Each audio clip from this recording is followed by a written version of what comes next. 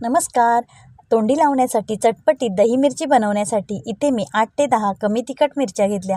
मिरच्या लांब असल्यामुळे त्याचे 3 तुकडे करून मधून उभ्या कापून घेतल्या. कढईमध्ये तेल गरम झाल्यावर 1 छोटा चमचा राई, अर्धा चमचा जिरे, 4 ते 5 मेथी दाणे, पाव चमचा हिंग, पाव चमचा हळद घालून खमंग अशी फोडणी करून त्यावर कापून घेतलेल्या मिरच्या घालून मिनिटभर परतवून झाकण ठेवून 2 मिनिटे वाफवून घेतल्या. झाकण काढून 2 मिनिटांनी चवीपुरते मीठ, अर्धा चमचा जिरा पावडर, अर्धा चमचा धना पावडर घालून मिक्स करून 3 चमचे शेंगदाण्याचे कूट आणि अर्धा चमचा चाट मसाला घालून परत एकदा मिक्स करून 2 मोठे चमचे पाणी घालून झाकण ठेवून 2 मिनिटे शिजवून घेतली.